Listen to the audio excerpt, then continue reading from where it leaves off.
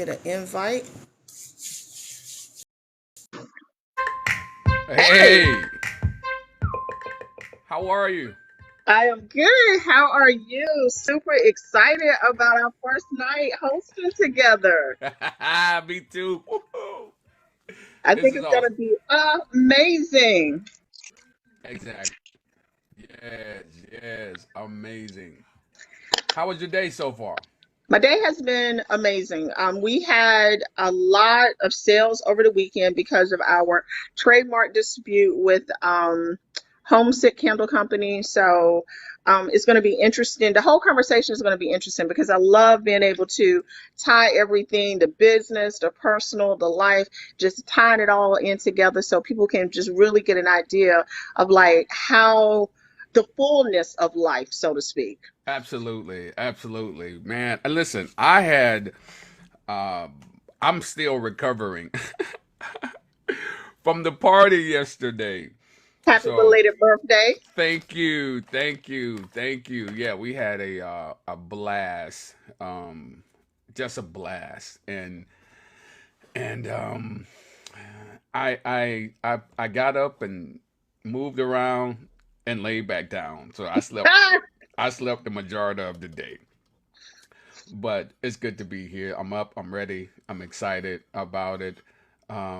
I'm glad that TikTok is getting it out there. For those who don't know, hey guys, this is the first night of the real deal, the shades of love and life, and tonight we're talking about uh, something that's so very important is authentic connections and relationships. And so while you're coming in, of course, we're going to be open up for questions and share some stuff with you. But tap that screen. We need to get to 10,000 likes in order for TikTok to push us out to the FYP pages. So you already know I'm Zeke Bolden, certified relationship coach. My whole goal and intent being here is to help singles find their life mate and help marriages go to the next level. That's what I do. I'm gonna let Sean introduce, tell you all about what she does and why we decided to partner together. And I am DeShawn Russell. I'm the owner of Southern Elegance Candle Company. I also, once I got on TikTok, started I hate to use life coaching because it is not like a life coaching program. It's just a community called Flourish, and it's for people that may be going through transition. It could be divorce, it could be aging, because for some people, aging seems to be a problem. It could be just a relationship, children, sickness, because I've had it all. So I created this community because I really wanted people, in particular women, to live their best life and see that there really is no limitation to the excellence that you can achieve really at any age. And so me and Zeke were like on a live one day, and I said, "Hey, I really think that like we agree and then we disagree. Right. Like we really disagree on most things, but fundamentally we have the same belief system." And it was just so dynamic. So I reached out, I was like, hey, Carolyn. I was like, can we do this thing together where we get on TikTok and we, just talk about life and love and relationships. So that's what happened. And it's a beautiful thing. I think what's amazing about the chemistry and the connection is the fact that you're absolutely right. It doesn't necessarily mean that we agree with everything, but fundamentally there's a foundation of truth. And that was absolutely beautiful that we connected in that. And that's what you want. You want people who are, their whole intent is to help folk and to be a resource for people and not just a yes man and not just in agreeing with everything and go with the flow. No, we want to really get meaningful information out there that helps a whole range of people, a whole array of people. So I am so excited that she even considered lowly old me, and I'm grateful. All right, Sean, I'm gonna let you take the lead tonight, and I'm just gonna flow with you. All right, so tonight we're talking about authentic connections and relationships. And I think that in particular now, this is a really important topic because of AI. Like there is so much artificial intelligence um that it's like I think the people that are going to be the most successful in life are the people that really can create these real relationships. As I'm scrolling TikTok here lately, and we all see it, are the people that are actually pretending to be AI. You know what I'm Isn't that saying? a And I'm trip? just like, what is this? Look, I gotta be honest with you. I saw a young lady. I think her name is Water something, Rose something. I'm not sure, but I the first my first impression was, hey, what is this? Who is this? Is this real? And I was stuck there. I gotta be honest with you. She had me for about an hour. I was stuck there trying to figure out and looking at her. I'm like, okay, she's really fake. And man, the first thing came to my mind was these movies that I've seen, like The Surrogate and some other movies I've seen that AI people were able to go into this AI community and become whoever they wanted to become, and and get connected with people, and the connections were not authentic. It was just AI simulation, and it was so it actually breeded to me uh lack of feeling and emotion. It was only temporary, and so now, Sean, ironically, you said that.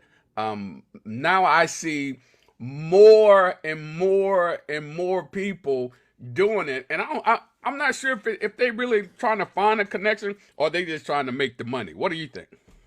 We know they're trying to make the money.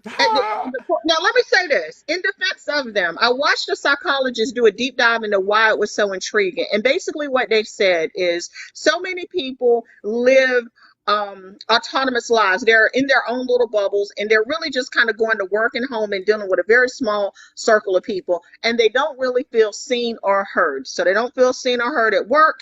They don't feel seen or heard at home. They don't feel seen or Wow. heard in their relationships. So with these AI simulation type TikToks, these lives, when you send someone a gift, they actually respond to your gift. Yeah. And so there's the connection.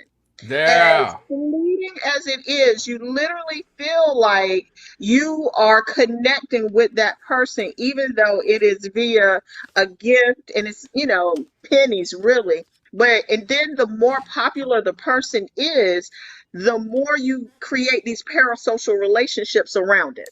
And so Right. for a lot of people, if they're in a lot of lives and they're having people actually say their name, like, hey, Coach Tony Robinson, it makes you feel literally seen and heard. Wow. But to our point, is it an authentic connection? Is it an authentic relationship if it's parasocial? Absolutely not. Yeah, no, it is not. No. I listen. I didn't give this young lady any gifts. Um, but I was intrigued to watch it, and I watched people as she called their names and recognized them. One particular person gave her a universe, and the universe was like 5,000 whatever, coins. I'm like, whoa, golly. And now hearing you say what you just said, it makes perfect sense. You and especially coming out of the pandemic, and still not all the way out of it, but still coming out of it, and there has not been as much personal interaction as people wanted. And now to be in that bubble that you're in and connect with somebody who calls your name, and you know what comes to mind, Sean? What comes to mind as a man is that's why a lot of times we as men go outside of our relationships to and pay for intimacy, because paying for that intimacy acknowledges us, and they talk to us, and they give us the attention a lot of times that we don't get from the relationship that we're in. And that's And a lot of times How is women, it any different though? How is it any different? You said absolutely. You said absolutely not. You didn't say, oh, just a little bit. You put a absolutely not. it's not authentic. It's not authentic. It plays to our ego. It plays to our ego. It plays to our self worth. It is. I've counseled a lot of different couples as well, and man, the only thing that a lot of men want more than anything, is the acknowledgement of their presence and appreciation. And when we get it, we seek it from other places.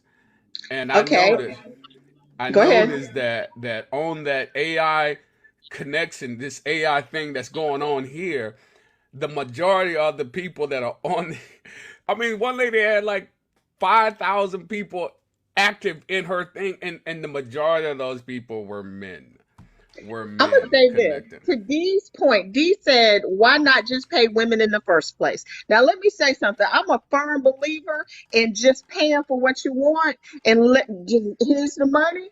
Let's do what we gonna do and then leave. I am a firm believer in that. But to your point,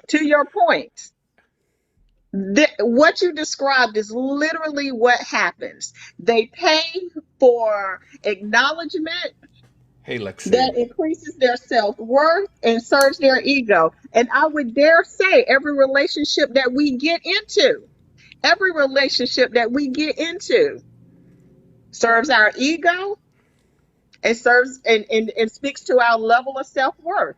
I think that those AI interactions are just as valid as a real life relationship. Now, just as valid, are they the same? Are they equal? Absolutely not. It's like eating potato chips versus a baked potato. It's Sure. basically a potato, but is it the same? Not quite. One of them, they serve different purposes at different times. But at the end of the day, what we have is a parasocial relationship. Right. You're right. I agree. I agree. Like Chevelle says, hey, it's a business transaction. You know, it, but we're talking about authentic connections tonight. So would that be considered authentic from either side? 100%. I think it is the most authentic relationship because you know exactly what you are getting. I am Hmm. giving you money. There is no confusion. I am giving you money. You're getting this universe, and there is something that I expect you to say and do in return for this. It doesn't get any more authentic with that. And I would dare say most friendships and relationships are more inauthentic because we often want people to do things or behave a certain way, and we never clearly communicate it. Wow. Okay, Dr. Sean. Okay.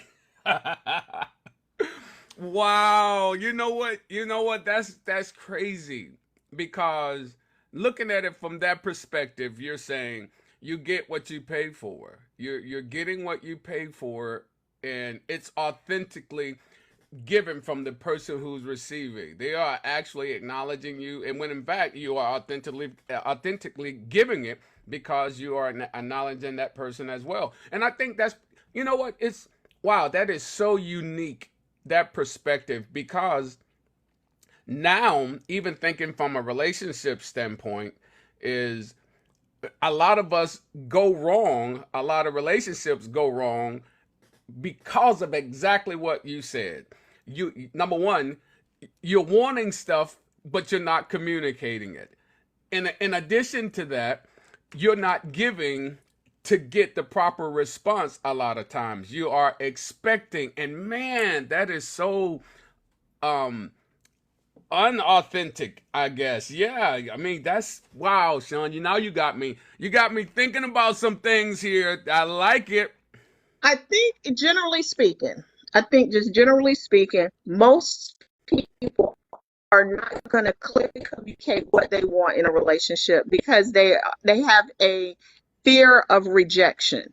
Right. When you have a real authentic relationship and everything is clearly articulated, the rejection is not a rejection of you, and you have an understanding of that. But for so many people, their communication is not clear. And so the rejection, they internalize rejection when their initial motive was not clear. Their initial communication literally was inauthentic. You know what I'm saying? Because they're not saying exactly what they want. And then when they don't get the response that they want, we kind of internalize it. And that goes across all types of relationships. One of the things that I say is people are disappointed because they have a disconnect between what they expected to happen and the reality of what happened. Right. Whatever the relationship is, there was a clear disconnect. So once people start accepting that if I do this or if I say this person is going to behave like this, that's when you have that clear, authentic relationship. If I send a heart, I know what they're going to do. They're going to do this, and then they're going to say, "Thank you for the heart." I know exactly what to expect. But Right. too many times in a relationship, it's why you didn't do the dishes. Hmm. What? Was I? Where did that come from? And now it's an argument because instead of saying, "Hey, I worked all day today. I don't feel supported in this relationship. I don't feel like you value what I bring to this relationship and you don't contribute your part," is why you didn't do the dishes. So Sean, you got to get this speaker out of my house. This whatever you listening device you got up in my house, you better get it up out of here now, because because I was busy all day, baby. That's why I ain't doing this shit. But you're right. You're right, and not even considering we don't even consider a lot of times what the other person is thinking or feeling. We just say what we want in this transaction. Oh man, I so real. Yeah, Shabelle, she's all up in my house. I don't know what's going on here, but I apologize that I watched the dishes, so I'm good with that. I'm good with that. But I think that, to your point, it goes across relationships. I see it happen so many times in friendships also. One of the things I talked about at work today is we were working, we had a lot of orders to get out. We had to work as a team. And what I told them is you're going to have to use more words than you think is necessary. And immediately after I said that, one of my employees told somebody to go get they were like, "Oh, can you go get that picture from the shelf over there?" The person walked to the wrong shelf. I said, literally, you did not give them enough words to know exactly what to do. As a Wow. result, when they got over there, they're frustrated because they're looking around trying to find something. They thought that they did what you said, kind of, but your communication in the beginning was not clear. I said, so I need you to just give them clear direction of where to go. The second time she said it was like four sentences. Walk over there, look on the third shelf from the top, look to your left, and it's going to be located here. Person walked right over to it. But really, in her brain, the first time she said it, she literally thought that she gave enough communication, enough words, enough direction to know what to do. But we do that every single day in every single relationship. We do it with our partners, we do it with our friends, we do it at work, we do it with our kids, we do it across the board. And then we get defensive when the person asks for what they need. We get Yes. upset because they're not asking for it in a way that we for when initially we didn't give them what they needed to have to begin with. Right. Right. Right. So in other words, but before I say that, Velvet Trope, what's happening? The topic tonight is talking about authentic connections and relationships.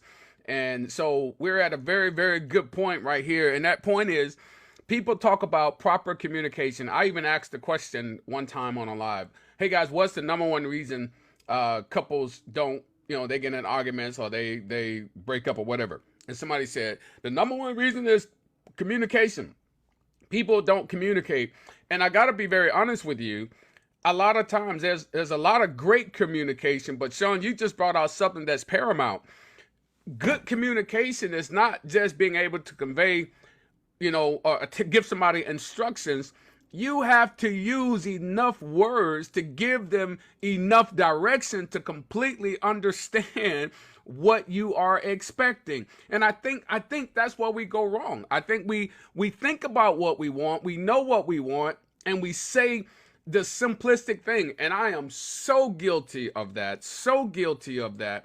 I do not go into detail a lot of times when I'm saying something to my wife or to my daughter or to my son.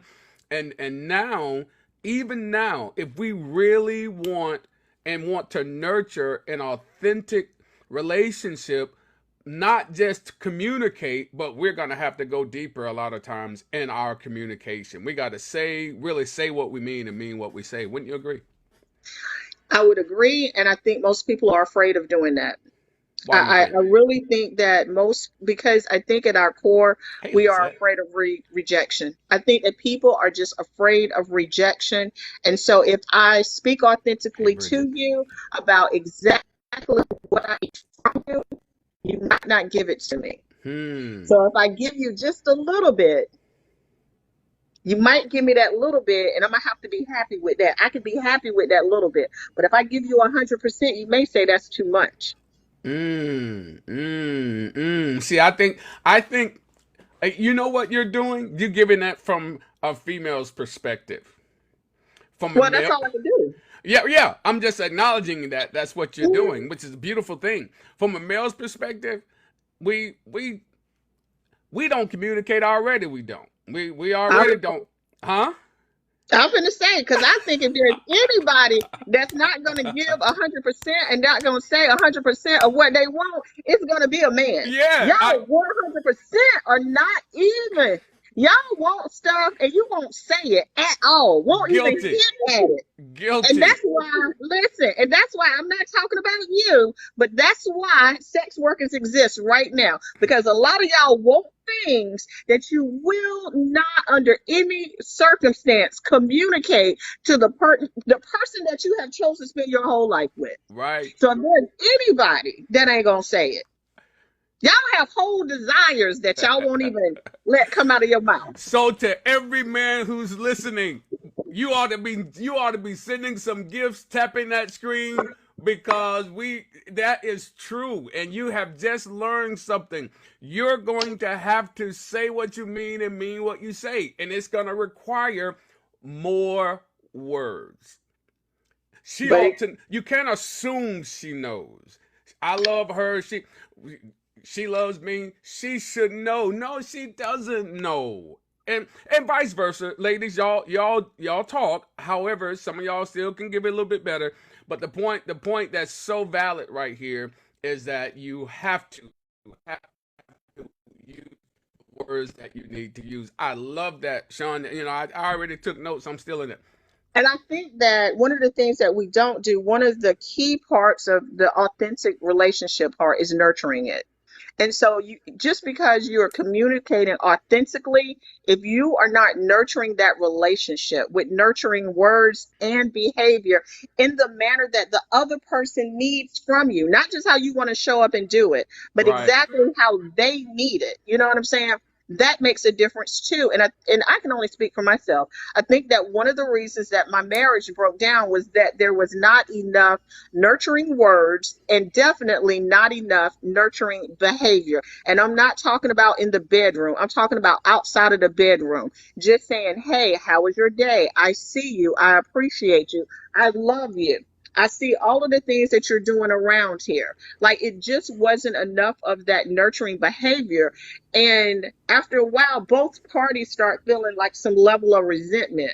And Right. then it goes back to you're not clearly articulating the level of resentment, and then the relationship just slowly starts falling apart because you don't have that nurturing part that really needs to be there. Especially if you don't communicate it. You're not giving me what I need. Well, I don't know what you need.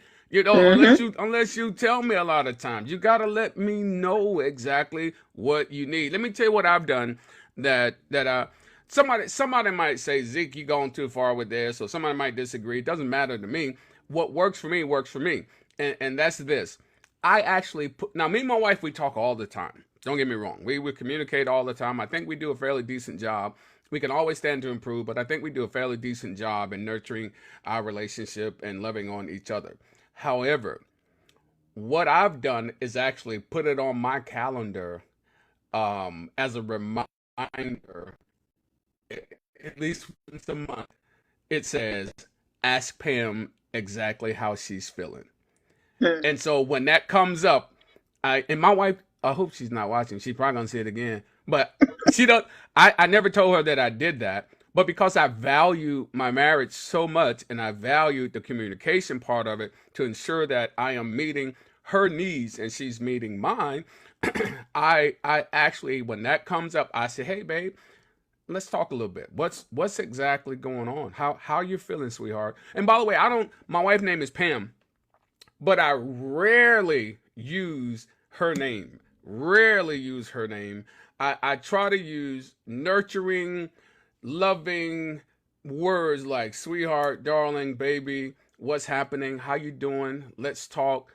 How's your, not just how your day has been, but how are you? Because my wife lost her mom during COVID, and she's still not at 100% recovered from that. So I think it's important that I nurture our relationship not only for her needs, but in order, if her needs are not met and she's not where she needs to be, there is no way she's going to be able to clearly give me what I need. So, yeah, I can see that happening.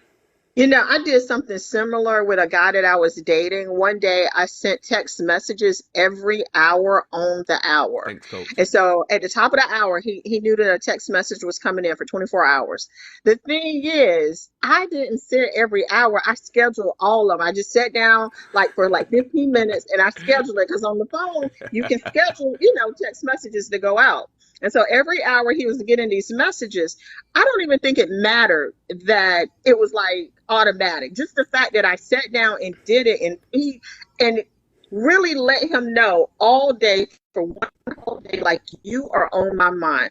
And I just sent loving words for 24 hours. Every hour he knew, 5 o'clock, Wow. something's coming, 6 o'clock, something's coming, 7 o'clock, she's telling me how amazing I am, 8 o'clock, she's telling me how much she loves me, 9 o'clock, for 24 hours he got messages. So that means when he went to sleep, he was getting messages. And when he woke up, he still had messages from the time that he was asleep.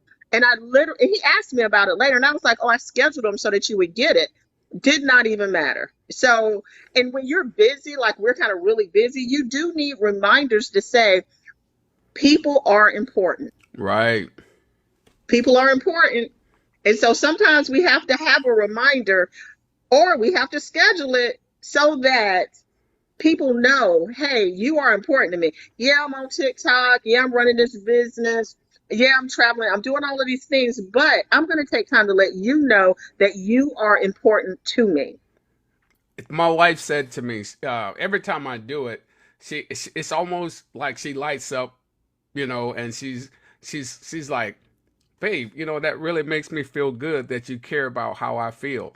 Because let me tell you, I haven't always been in that place. I've always been in my own bubble. I was always been, even though we're married, it's about what I gotta do. I'm running at 100. You already know, Sean. Can hardly communicate with you, but because I'm running at 100 miles per hour, doing all this stuff, and man, if you that's if you really want an authentic relationship and a connection, you're going to have to take time away from who you are to give it to somebody else and nurture that friendship, that relationship, that marriage. You got to. It's important. You said something so key. You said you are going to have to take something from yourself. A Yes. lot of people are selfish. A Yes. lot of people are selfish. Yes. And they do not want to give up any of themselves. They only want to take from Yes. their partners. And they never want to give up anything of themselves. And I think that and I don't blame people for being like that. I want to be clear about that because we live in a society where it's easy to be self-centered. Mm-hmm. We live in a capitalistic society. We live in a me kind of world. I don't really care about what you got going on. Some of us don't even know our neighbors, and I'm one of them. Like I can tell you, the one of my neighbors, the rest of them, I'm kind of like, hey, and I'm pulling in the garage, and the garage is going down. So we live in a very me-centered world, and so it's easy to take that meanness, me. What have you done for me lately? Right. Straight into a relationship. Man, it's so. Since we're talking about that, then, how do we build that trust? How do we build? How do we come away from the selfishness? Build that trust in the relationship, and be vulnerable in our relationship to a point where we're connecting with each other. What are some ways you do it?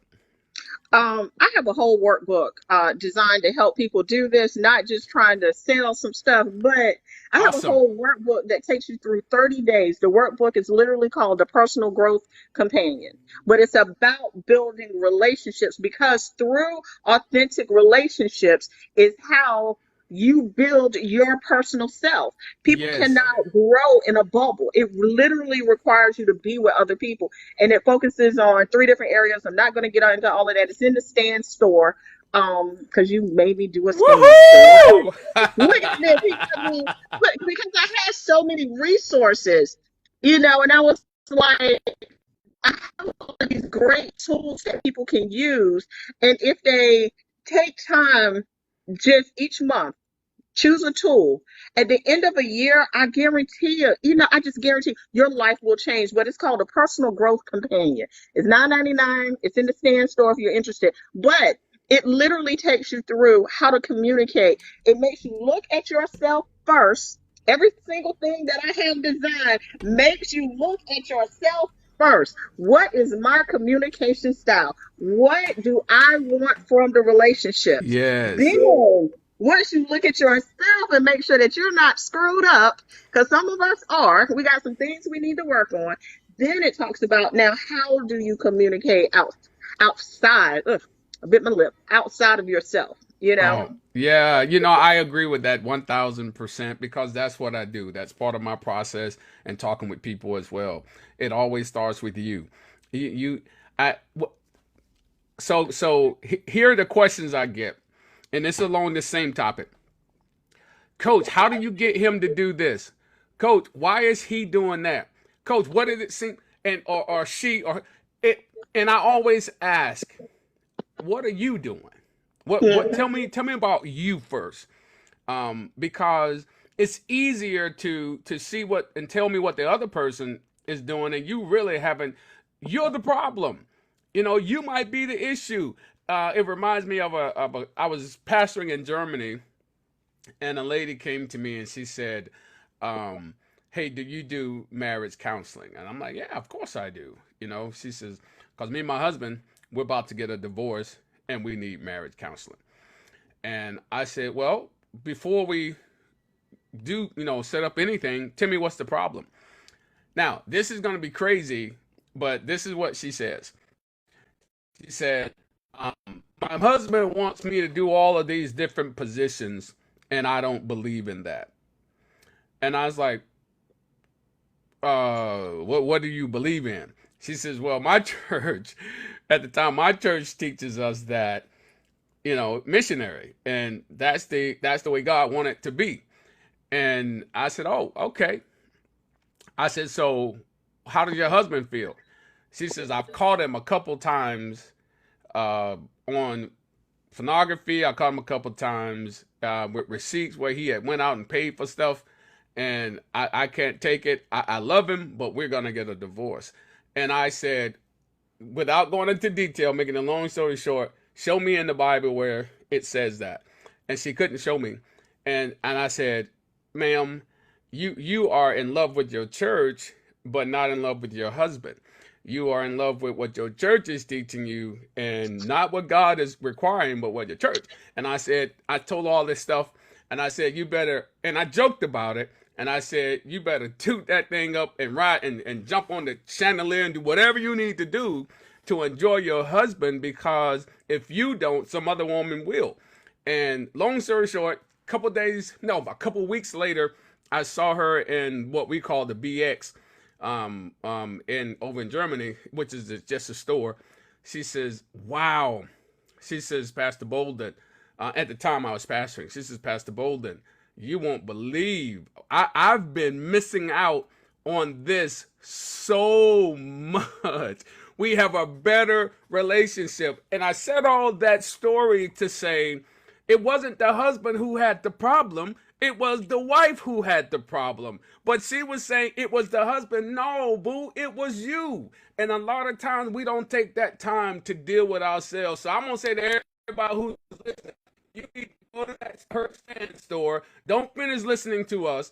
Go to the stand store right now, because this is probably going to be repurposed, and make sure you make that purchase and come right on back, because it starts with you. It's so important. Too many times people do not want to be introspective. When people leave negative comments, the first thing I tell them is, you really should have thought about that before you typed it, because it's a reflection of you, not a reflection of the conversation that is being had. Right. But y'all just be like this, and I often think I wouldn't want to be in a relationship with some of the people, especially some of the women that are in my comment section. I got smoke for everybody, because I'm like, whenever I say, "Have you thought about your positioning on this? You're angry, you're bitter, you're fat, you're old," and I'm like, "Ma'am, we look alike. Like, what are you talking about?" Yeah. It's insane. I got booted out of a group because the lady, it was a divorce group, and the lady was like, "My ex-husband is not sending me child support, and even though I can take care of the kid on my own, I feel like he should have the kid even more," right? And I said, "Ma'am, have you thought about your positioning? You're using your child as a pawn in a situation to get back at your ex-husband. I think that you need to reevaluate your positioning on this." Now, I ain't say it quite that nice, because I was heated. I was like, "This is some of the pettiest stuff I ever seen in a group. You're using your child as a pawn in a divorce. He's a child, and you shouldn't be doing this. It's clear this not about the money. It's about your ego. You're trying to get back at your ex-husband, and this is not the right way to do it." And then they were like, "You're too mean. Get out the group." But like, literally, if she would have peeled back everything, yeah, I got, girl, it don't matter. If you would have peeled back, somebody said you got booted out the group. Yes, I did. But if she would have peeled back everything, so defensive, and really reflected on her behavior. Literally, everybody else said child support and visitation are two totally separate things in the courts. You're conflating the two. You know what I'm saying? Right. Everybody told her that, and she was so argumentative with everybody because she did not want to look at her own Selfish. positioning. Selfish. Selfish. Selfish. Selfish. That man. Listen. As a relationship coach, the number one killer to every relationship is not communication. It's selfishness. I Write believe that that. down. Get that. It's selfishness, because it's about me. It's about what I want. It's about what I think is important. And I'm telling you, if we don't really curtail that, and I think that's part of what's happening, even with the fight of uh, uh, females and males here on TikTok. There is a huge disconnect, because a certain group of people, they want women to be a certain way.